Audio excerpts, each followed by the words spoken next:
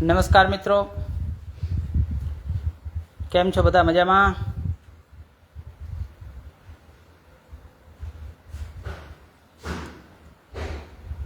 બધા ખૂબ મજામાં હશો ને હું પણ મજામાં છું.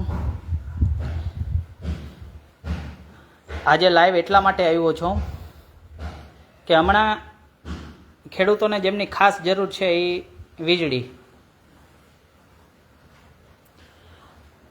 ને તે વીજળી રહેતી નથી,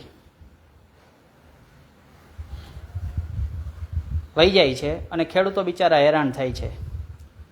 તો ગુંદા 66 કેવીમાં હમણાં ઘણા બધા ખેડૂતો ભેગા થયા હતા. ત્યાં વચ્ચે હું જઈ અને જીએબી અને ખેડૂતો વચ્ચે સમાધાન કરાવીને લાઇટ યોગ્ય રીતે મળે એના માટે 3-4 દિવસ અમે અથાગ મહેનત કરી અને લાઇટ આપી.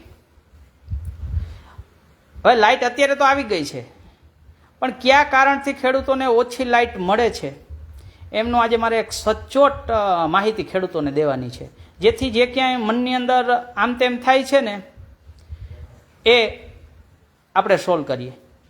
કોઈ પણ ખેડૂતોનો કાંઈ પણ પ્રશ્ન હોય તો વિના સંકોચ રાખ્યા વગર કોમેન્ટ બોક્સમાં લખતા રહેજો. લાઈવ પૂર્ણ થયા પછી હું એમનો વિગતવાર જવાબ આપીશ. પણ પહેલાં એક વખત બધા જ ખેડૂત મિત્રો અમારી લિંકને એટલી શેર કરી દો કે બધા જ ખેડૂત મિત્રો સુધી પહોંચી જાય, જેથી આપણે ભવિષ્યમાં શું કરી શકીને આપણે શું કરવાનું છે અને શું કરશું તો લાઇટ આપણને કાયમ રહેવાની છે એ માહિતી મારે આપવાની છે. માહિતી આપવા માટે મેં બોર્ડની અંદર એક આખો નકશો દોર્યો છે, એનાથી આપણે સમજીએ. તો વધારે ન કહેતા આપણે નકશા તરફ જઈએ.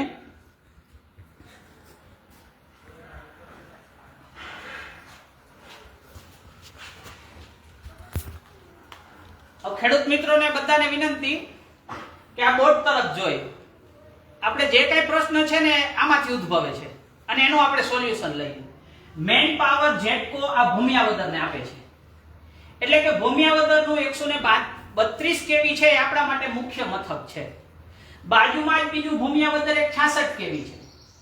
તો આપણને પાવર કોણ આપે છે? તો કે 132 કેવી. હવે 132 કેવી પાવર આપે છે મોખાણાને, એટલે કે મોખાણા ત્યાં 66 કેવી છે. જે આ લાઈન છે એની કેપેસિટી છે 300 એમ્પિયરની. હવે આ મોખાણાથી પાવર જાય છે મોડ પર, અહીંયા પૂરું થઈ જાય છે. મોડ પર પણ 66 કેવી છે. બીજી જ લાઈન ચાલુ થાય છે અહીંયાથી, જે ભૂમિયાવદર 132 કેવી છે અને બાજુમાં 66 કેવી છે. તો અહીંયાથી પાવર જાય છે ભૂમિયાવદરના 66 કેવીમાં. ભૂમિયાવદરના 66 કેવીમાંથી આવે છે ગુંદા ગામના 66 કેવીમાં. ગુંદા ગામના 66 કેવીમાંથી આવે છે ચોખંડા 66 કેવીમાં, અને ચોખંડા 66 કેવીમાંથી આવે છે મોરજરમાં.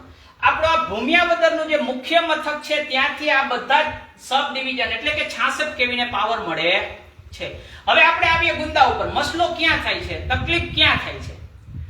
તો ખાસ મારે ખેડૂત મિત્રોને સમજાવવું કે આ લાઈન છે ને એમની 300 એમ્પિયરની કેપેસિટી છે, એટલે કે જે જેટકોની લાઈન છે, જે બધા જ 66 કેવીને પાવર આપે છે. હવે આ લાઈનમાં 300 અપ પાવર જાય એટલે જેટકો વાળા કોઈ પણ એક 66 કેવીના સાહેબને કોલ કરીને એમ કે લોડ મેન્ટેન કરો. એટલે જીએબી વાળા ધારો કે ગુંદા 66 કેવી છે તો એમાંથી ઘણી બધી લાઈન જાય છે. કંટોલિયા એજી, ડાયમંડ એજી, ચોખંડા એજી, રૂપામોરા એજી, રોજીવાડા એજી અને ફોર્ટ એજી. તો પાવરને મેન્ટેનન્સ કરવા મુખ્ય વાત આ છે કે આ લાઈન ઉપર 300 એમ્પિયર થી વધારે પાવર જાવો જોઈએ નહીં. એમાં બધા જ 66 કેવી આવી જાય.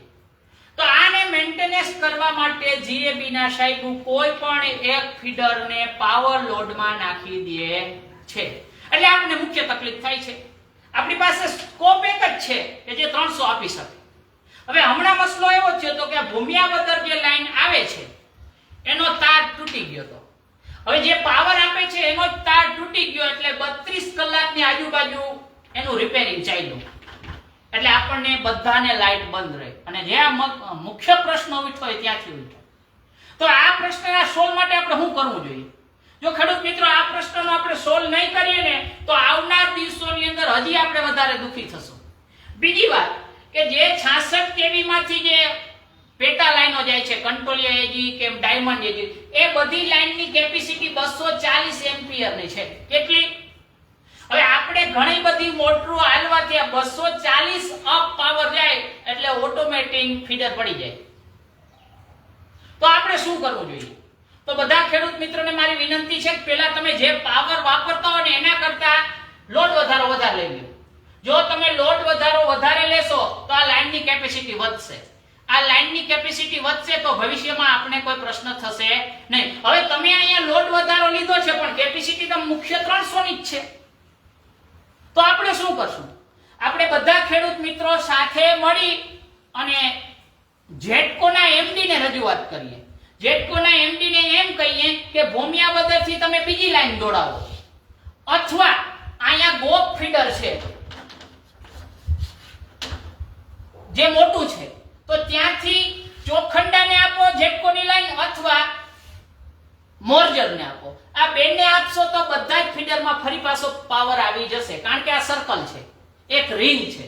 હવે પ્રશ્ન એ થશે કે હમણાં આ જેટકોની લાઈનમાં પ્રશ્ન થયો, આપણી પાસે બીજી લાઈન હોત તો આપણે આ ચાલુ રખાવી શકત, તો આપણે પાવર આપત. પણ આપણી પાસે પ્રશ્ન લાઈન તો એક જ હતી જેટકોની. તો ગોપથી પણ જો આ લાઈન અહીંયા જેટકોની 300 પાછી આવી જાય તો ઓલામાં ફોલ્ટ આવે તો આપણે અહીંથી ચાલુ રાખી શકીએ, અહીંથી ફોલ્ટ આવે તો અહીંથી ચાલુ રાખી શકીએ. અને બંને લાઈનમાંથી 300 એમ્પિયર પાવર આવે તો એક 66 કેવી ને પાવર ઘટે નહીં. હવે આપણે કરવાનું શું છે તો કે આ આટલું અહીંથી અહીં કરવાનું છે, અથવા અહીંયા બીજી લાઈન દોડાવવાની છે. તો આપણે બધા ખેડૂત મિત્રો એક થાય તો આ થાય કે ન થાય? હવે અત્યાર સુધી બધા ખેડૂતોને પ્રશ્ન એ હતો પાવર જીએબી આપે, પાવર જીએબી આપે. નહીં, પાવર આપે છે જેટકો, જે સાયલેન્ટ કંપની છે. હવે તો આપણે રજૂઆત જેટકોના એમડી ને કરવાની છે. આમાં જીએબી ના સાહેબનો વાંક જરાય નથી, કારણ કે એ પાવર જે એને જેટકો પાવર આપે છે ને એમાંથી પાવર આપી શકશે, વધારે પાવર આપી શકશે નહીં. તો આપણે બધા ખેડૂત મિત્રોએ એક થઈ અને પહેલો પ્રશ્ન એ કરવાનો છે કે ભોમિયાવદરથી 300 એમ્પિયર ની બીજી લાઈન જેટકો સ્થાપે, અથવા ગોપથી. આપણા માટે આ બે વિકલ્પ છે. બધા ખેડૂત મિત્રો ઉનાળામાં એક થઈ મિનિસ્ટરને રજૂઆત કરવી હોય તો એ છૂટ, સાંસદને રજૂઆત કરવી હોય તો એ છૂટ, સ્થાનિક નેતાઓને રજૂઆત કરવી હોય તો એ છૂટ. પણ તમારો ભવિષ્યનો લાઈટનો પ્રશ્ન જો હલ કરવો હોય તો આ કરવું આપણા માટે ફરજિયાત છે. નહીતર આવતા વર્ષે આથી વિકટ પરિસ્થિતિ આવશે ત્યારે નહીં જીએબી ના સાહેબ જવાબ આપે કે ન કોઈ. તો આપણે શું કરવું પડે એના માટેના તમે બધા જ ખેડૂત મિત્રો નક્કી કરી અને આગળનું આયોજન કરજો. હું તમારી સાથે છું. આ ખેડૂત માટેનો જ્યારે પ્રશ્ન હોય ત્યારે રાજકારણ હોતું નથી. માત્ર ને માત્ર ખેડૂતોને લાઈટ મળી જાય એના માટેની આપણે આ લડાઈ કરવાની છે.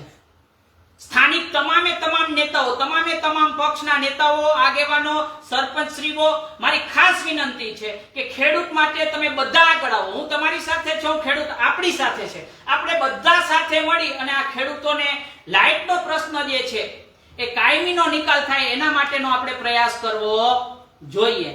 તો ખેડૂત મિત્રો, આ મેં જે માહિતી આપી છે એમાં તમે સમજ્યા છો. આ વિડિયાને એટલો શેર કરો બધા જ ખેડૂત પાસે આ માહિતી જાય અને આવનાર દિવસોમાં આપણા લાઈટનો પ્રશ્ન સોલ્વ થઈ જાય